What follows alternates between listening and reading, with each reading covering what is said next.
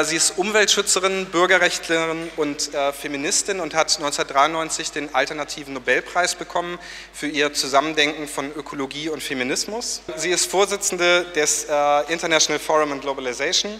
Sie ist Mitglied im Club of Rome und im Exekutivkomitee des Weltzukunftsrates und ist hierzulande wahrscheinlich hauptsächlich bekannt für ihr Engagement gegen Gentechnik, Biopiraterie und die üblen Machenschaften transnationaler Konzerne. We are very happy to have you here. Begrüßt mit mir Vandana Shiva.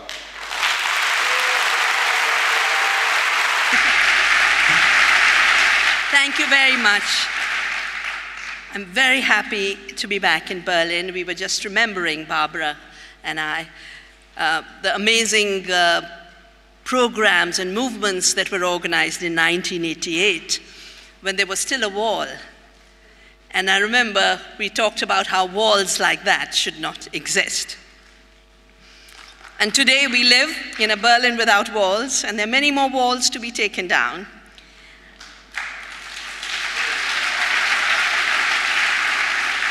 And I think one of the biggest walls that needs to come down is the wall of illusions. Illusions like growth. Illusions that tell us that the more money that moves in the economy and society, the better off we are. And I think the reason so many of you are here today, you're catching on that that's an illusion, and you want to build another reality.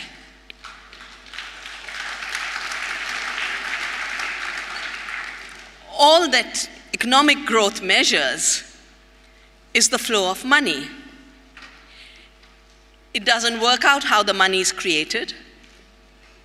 It doesn't work out in what direction the money flows. I was trained as a physicist, and one of the first things you learn in physics is the vector. What direction? Is it going to destroy nature or build nature? Is it going to destroy society or build community? The vector is missing in the economic growth indicators, as is the actual state of affairs.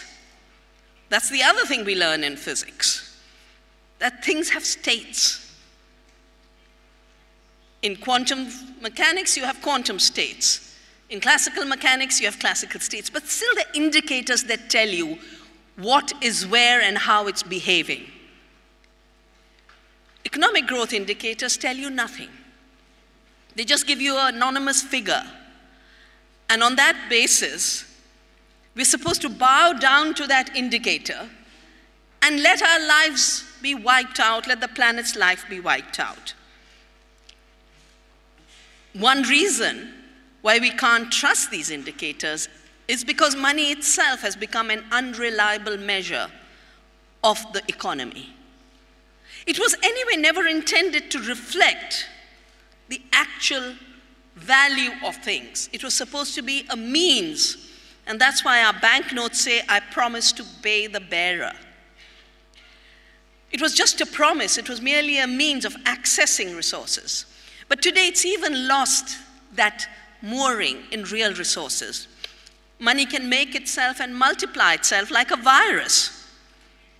Look at how it multiplied itself over the value of subprime real estate in the United States and brought the entire world economy down. The subprime crisis was based on new instruments that have been created to make money multiply itself. You give one unreliable loan, you get 25% interest out of that, you bundle it up, out of that securitization you get much more, out of derivatives, collateral debt obligations, you get further and further removed from reality. And I remember Einstein said something, he said, a symptom of insanity is to keep doing the same thing again and again, expecting a different outcome. So when these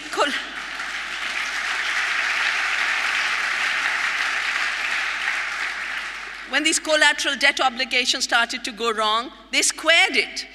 And they said CDO squared. When that went wrong, they cubed it. And they'd have put it to the power of 4 if Wall Street hadn't come down in the middle.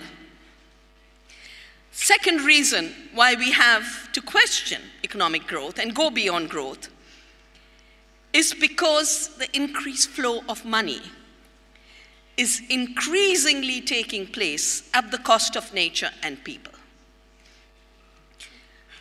A living forest doesn't contribute to economic growth, it contributes to life.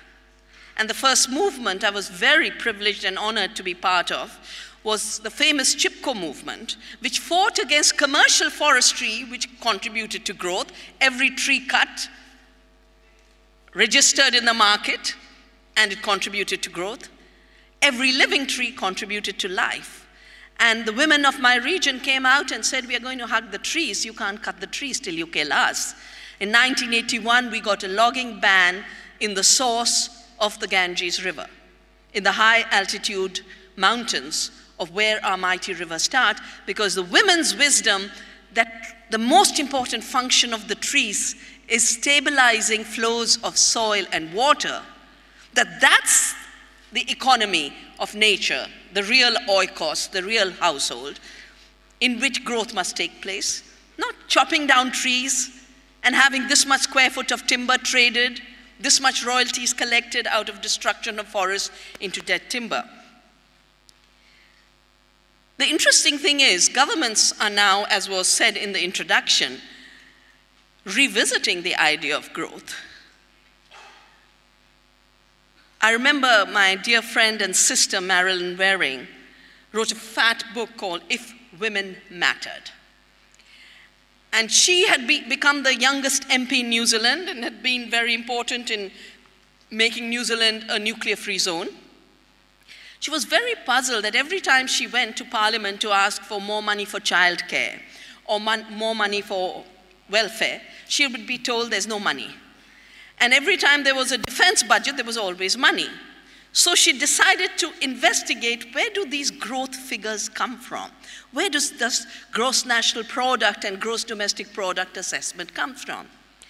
And she realized, she went back to the United Nations system of account keeping and found out that it was a very artificial construction to mobilize money for the wars. And the definition of growth was, if you produce what you consume, then you don't produce.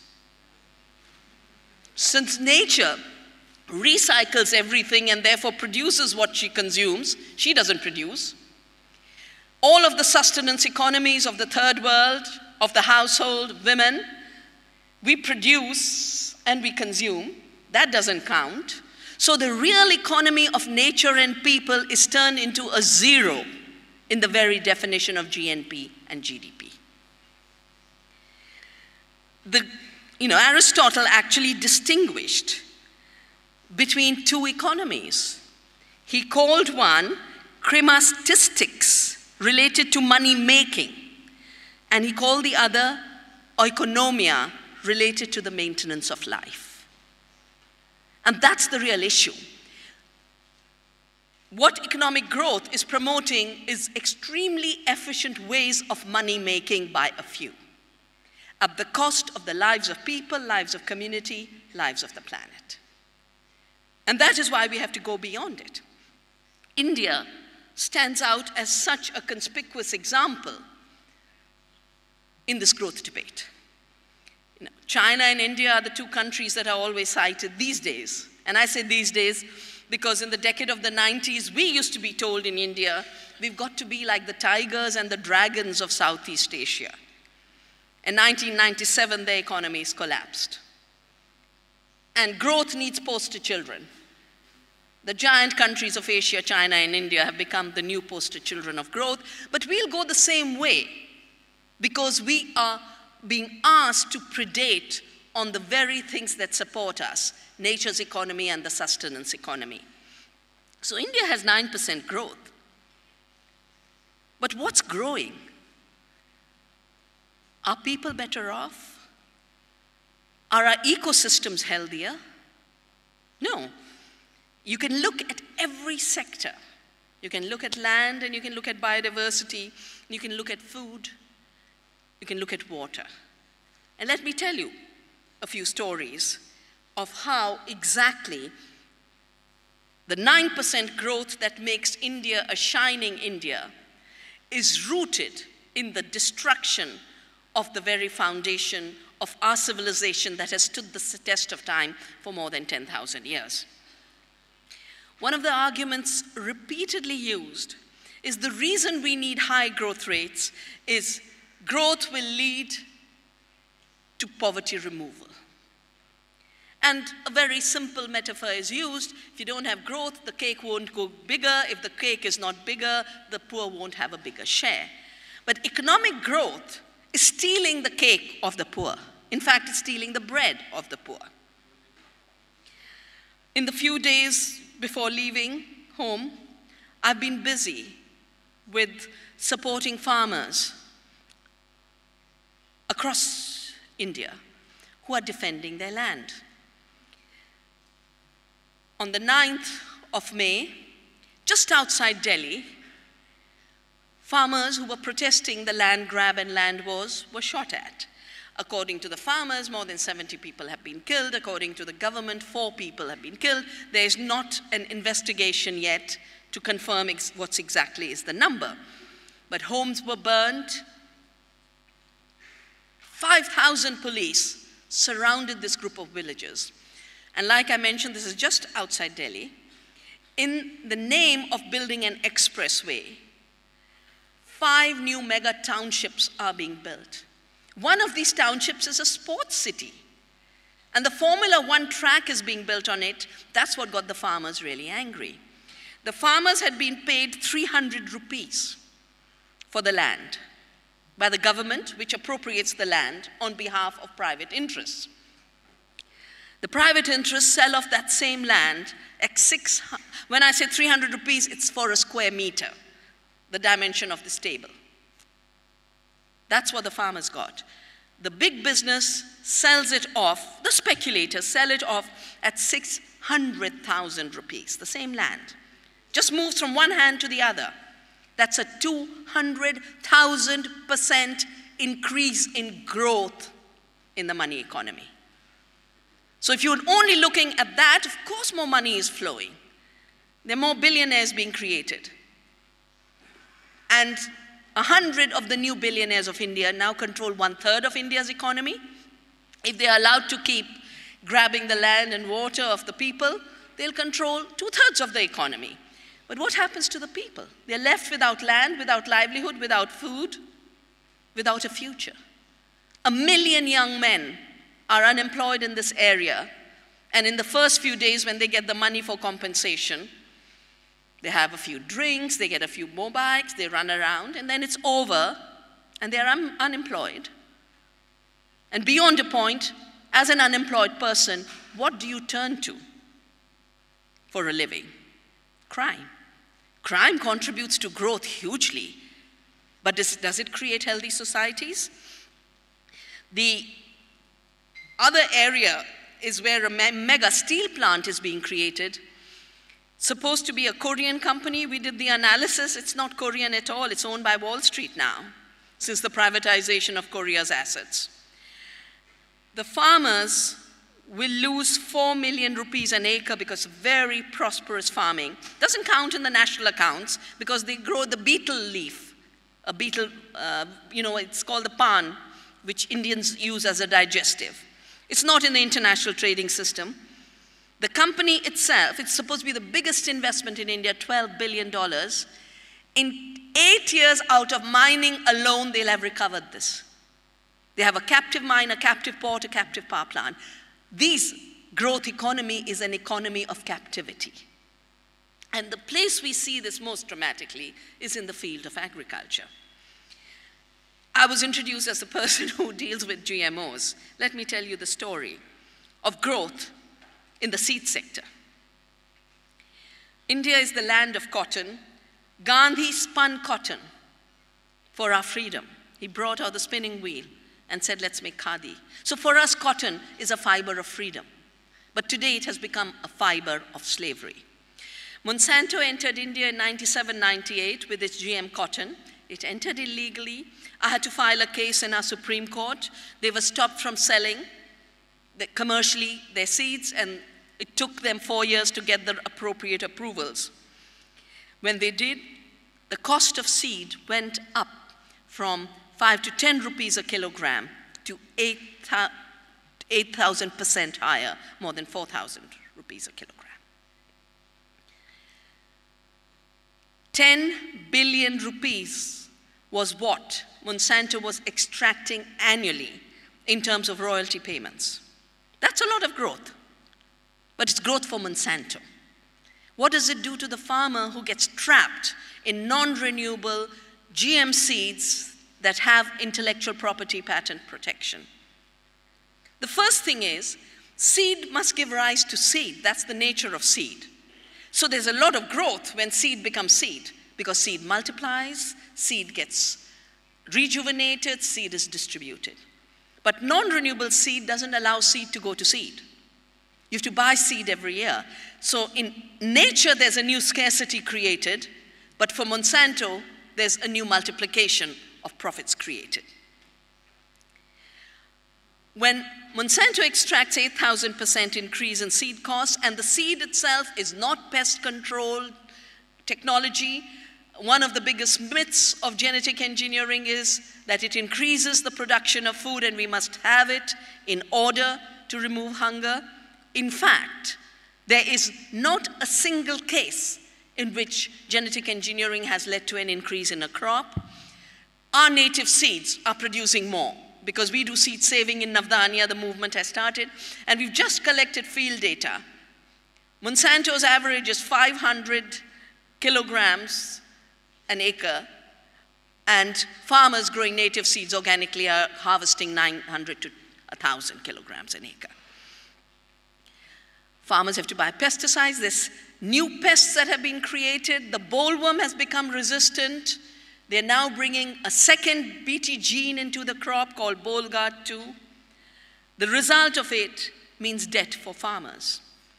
And farmers cannot pay that debt back because with cotton is associated a $4 billion subsidy in the US, which then dumps cotton on an international market, and WTO failed in Cancun because of the cotton issue. Farmers know very soon that they can never pay this debt back, and the advertisements that told them either that they would be millionaires or that there was white gold being sent from heaven above using our divinities and gods as sales agents. Within a year or two, farmers are trapped in unpayable debt, and 250,000 Indian farmers have committed suicide in the last decade as seed has got controlled. 60 Indian companies that used to sell cotton seed are now controlled by Monsanto through licensing arrangements. Worldwide, Monsanto is running very fast to acquire seed companies. Seminis, the biggest seed company for vegetables, has been bought up. Just day before, the No Patents on Seed movement sent out a circular saying the melon, which has been bred conventionally using Indian melon strains that are resistant to a virus, have now been patented by Monsanto. Every patent means growth in the profits of Monsanto. Every patent means the growth of debt for the farmer, the growth of suicides, but that never shows up in the economic growth figures. The same is the case for food. The figures were mentioned, 1 billion people without food worldwide. But the sad thing is another 2 billion people who are eating are suffering from diseases related to food, obesity, diabetes, hypertension. Because what we are eating now is no more food. I call it anti-food. Because it's doing the opposite to our body from what food should be doing. Food should be nourishing us. This food is killing us. Now, first the companies make money selling us junk food, anti-food. Then people fall ill. They make money. It's the same companies that sell the food, same companies sell the medicine. Then they make money through the treatment. There's no limit to the profits. There's no limits to the growth.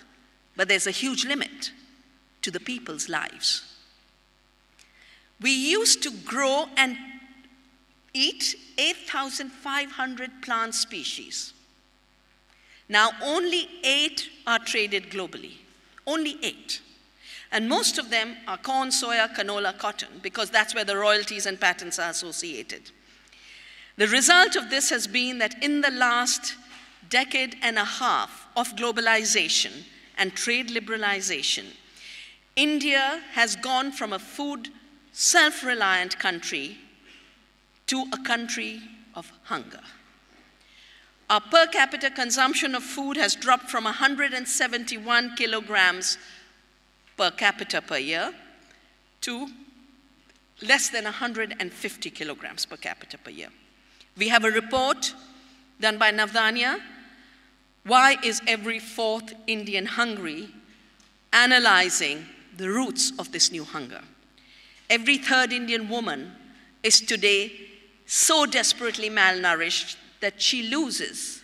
She either dies herself or her baby dies. And if the baby survives, 43% of Indian children, which is half of the world's severely malnourished children, are so deprived of food that they are what is called wasted. Wasted means you'll never grow up to be fully functional mentally or physically. So growth is taking place in terms of having reduced food to a commodity. In the markets, it's wonderful. Deutsche Bank had an advertisement. Do you like the prices of food going up? Then come and invest in the Euro Food Fund, because now food is a subject of speculation like the real estate was in America. But for people, it means hunger. And if you remember, in the first few days of both the Tunisian as well as the Egyptian movement, it was the price of food that was at the heart. People were showing bread in terms of why they were angry and why they were discontented. Coca-Cola was mining 1.5 million liters a day in a village called Plachimada. Huge growth. They take that water for free, put it into a bottle, put manufactured by Coca-Cola, as if they create water on this planet, and then they sell it to you for 12 rupees. Lots of growth. But it meant the wells of the women went empty. They were walking 10 miles, and my Lamma, who passed away 2 years ago, said, why should we walk further? This company should close. It took a very strong women's movement, but eventually that plant was shut down. Growth stopped, but the water came back.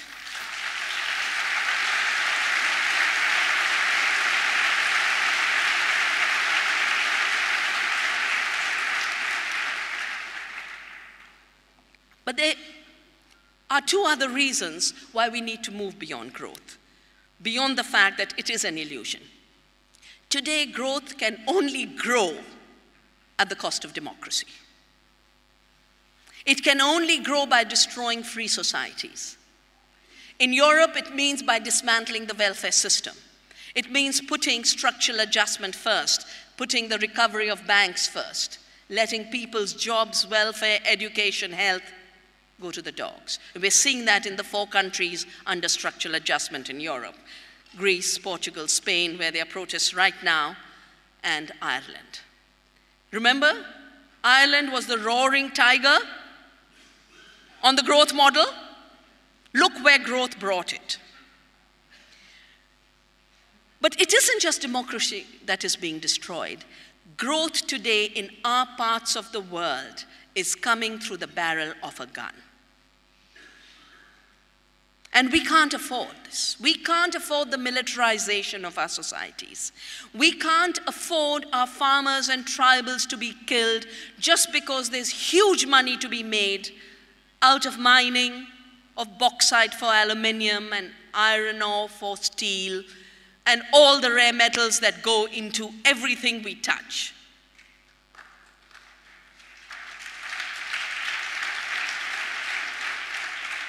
Growth today is mining our future. And that is why not only are we as citizens saying we'll go beyond growth, and we are smart enough to shape a society beyond growth and live better in the process. A country, tiny country in my part of the world, Bhutan, years ago said gross national product and gross domestic product are mismeasures of the economy. We will treat gross national happiness as our objective and end of society. And they're doing it. The Prime Minister has invited me to help Bhutan go 100% organic. 100% organic means zero sales of chemicals, growth will come down. No GMOs, growth will come down. But farmers will be more prosperous, the ecosystems will be healthier, biodiversity will flourish, rivers will flow clean. We have two options.